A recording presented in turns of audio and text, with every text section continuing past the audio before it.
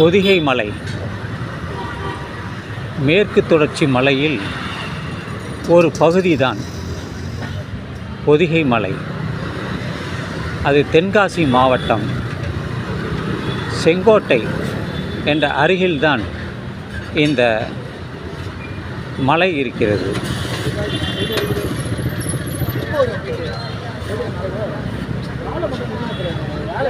அங்கிருந்து தான் பொதிகை எக்ஸ்பிரஸ் விரைவு வண்டி புறப்பட்டு வருகிறது.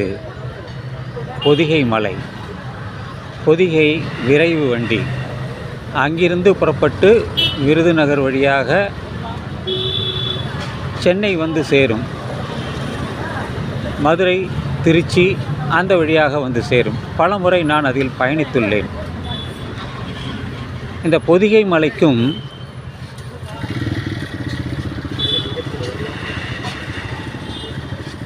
நம்முடைய அகத்தியருக்கும் சம்பந்தம் இருப்பதாக சொல்வார்கள். உண்மையிலேயே அகத்தியர் என்று ஒருவர் இருந்தார் என்றால் இல்லை என்பதாக சொல்லப்படுகிறது, நம்பப்படுகிறது. பாலகிருஷ்ணன் IAS அதிகாரி, அவர் ஓய்வு பெற்றவர். அவர் சொன்ன தகவலின் அடிப்படையில்தான் இந்த காணொளியை நான் செய்கிறேன். அகத்தியர் என்று யாரும் இல்லை, ஆனால் அகத்தியம் என்ற ஒரு நூல் இருந்துள்ளது. அது தற்பொழுது அழிந்துவிட்டது. ஆனால் அதை பற்றிய குறிப்புகள் தொல்காப்பியத்தில் இருக்கிறது. அகத்தியம், அதை அகத்தியர் தான் எழுதினார் என்பதும் சொல்வதுண்டு. ஆனால் அது உறுதியாக தெரியவில்லை. இப்படி பொதிகை மலை, அங்கிருந்து ஒரு பாடல் எல்லாம் இருக்கிறது. பொதிகை மலை தென்றல் அப்படின்ற ஒரு பாடெல்லாம் வரும். தென்காசி சென்றுள்ளேன். குற்றாலம் அங்கிருந்து தான் வருகிறது. குற்றாலம் அருவிகள் எல்லாம் அங்கிருந்து தான், ஐந்தருவி, அப்புறம் தேனருவி எல்லாம் அங்கிருந்து தான் வருகிறது. நான் பல முறை சென்று வந்துள்ளேன். இதையெல்லாம் எதற்கு நான் சொல்கிறேன் என்றால், அகத்தியர் என்று யாரும் இல்லை என்பது ஒன்று. பல பாடல்கள் இருக்கிறது, மருத்துவ குறிப்புகள் இருக்கிறது. அவர் எழுதியதாக அகத்தியம், அதுபோல பல நூல்கள் எதை பற்றியது என்றால் மருத்துவ நூல்கள் இருப்பதாக சொல்வதுண்டு. பாடல்கள் இருக்கிறது, அதை பற்றி எனக்கு அதிகமாக தெரியாது. ஆனால் பொதிகை மலை பலர் ஏறியுள்ளார்கள். தமிழ்நாட்டிலே பல மலைகள் இருக்கிறது. இருந்தாலும் இந்த பொதிகை மலைக்கு சிலர் நடந்தே சென்று வந்துள்ளார்.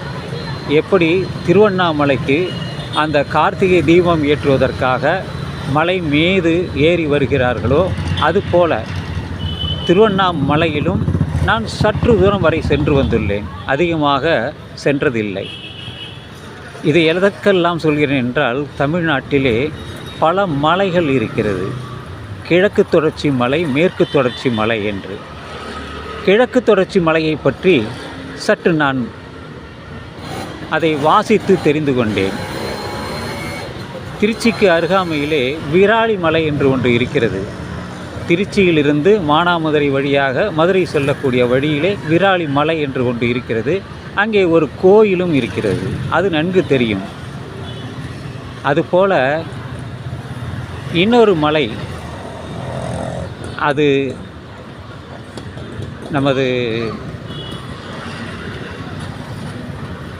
வேலூர் அருகாமையிலே, திருப்பத்தூர் அருகாமையிலே ஒரு மலை இருக்கிறது. நான் அங்கே சென்றதில்லை. அது எந்த மலை என்றால், ஒரு நல்ல பெயர் எனக்கு சரியாக ஞாபகம் வரவில்லை. அந்த மலை, அதிலே ஒரு 15-20 ஹேர்பின் பிண்டு இருப்பதாக சொல்வார்கள். திருப்பத்தூரிலிருந்து அது செல்ல வேண்டும்.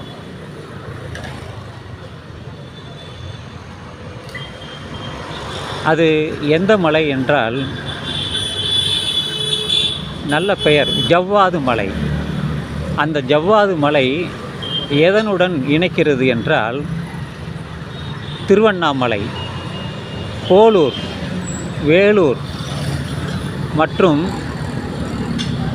அந்த திருப்பத்தூர் அதையெல்லாம் அது வழியாக சென்றால் சென்று விடலாம் என்று. அதே இடத்தில்தான் பர்வதமலையும் இருக்கிறது. இதையெல்லாம் தெரியும். நான் பர்வதமலை சென்றதில்லை, பலர் சென்றுள்ளார்கள். செங்குத்தாக இருக்கும், அதிகமான தூரம் நடந்து சென்று பிறகு அந்த மலை மீது ஏற வேண்டும். அங்கே ஒரு கோயிலும் இருக்கிறது, சிவன் கோயில் இருக்கிறது என்று சொல்வார்கள். நான் இதுவரை சென்றதில் பல நண்பர்கள் சென்று வந்துள்ளார்கள். இந்த ஜவ்வாது மலை அது போவதற்கு வழி இருக்கிறது. அது ஒரு முறை பயணிக்கலாம் என்ற ஒரு எண்ணம் உள்ளது. அதுக்கு அருகாமையில் இருக்கக்கூடிய அந்த மலைக்கு நான் சென்று வந்துள்ளேன். அது நான் அகிலேஸ்வரன் மற்றும் சேகர் என்ப 3 பேரும் சென்று வந்தோம். அதுவும் வேலூரில் இருந்து தான். அந்த மலைக்கெல்லாம் நாங்கள் சென்று வந்துள்ளோம். அதுபோல இந்த மலைகளும் மலைகளை சார்ந்த இடங்களும் பல இடங்கள் தமிழ்நாட்டில் இருக்கிறது. சில மலைகளில் மக்கள் வாழ்கிறார்கள், பல மலைகளில் மக்கள் வாழவில்லை. ஆனால் ஆங்காங்கே அந்த படுகையில் இருப்பார்கள் என்று சொல்வார்கள். ஆனால் சென்று வந்தால்தான் தெரியும். அதுபோல தமிழ்நாட்டிலே பல மலைகள் இருக்கிறது. அங்கே சென்று வருவது மேகமலை என்ற ஒன்றும் இருக்கிறது. அது கேரளா போவதற்கான, அது ரொம்ப இயற்கை வளம் நிறைந்த சூழல், மலைகள் அறிந்த இடமாக இருக்கும். தங்கும் வசதி இல்லை என்று சொல்வார்கள். எனவே இந்த பதிவு உங்களுக்கு பிடிக்கும் என்று நினைக்கிறேன். அந்த பொதிகை மலையை பற்றி உங்களுக்கு தெரிந்து கொள்வதற்கு இது ஒரு வாய்ப்பாக இருக்கும் என்று கருதி இந்த பதிவை நான் நிறைவு செய்கிறேன். இந்த இரவு நள்ளிரவாகட்டும் நண்பர்களே. திருவிக நகரில் இருந்து, பல்லவன் சாலையில் இருந்து இதை நான் பேசுகிறேன்.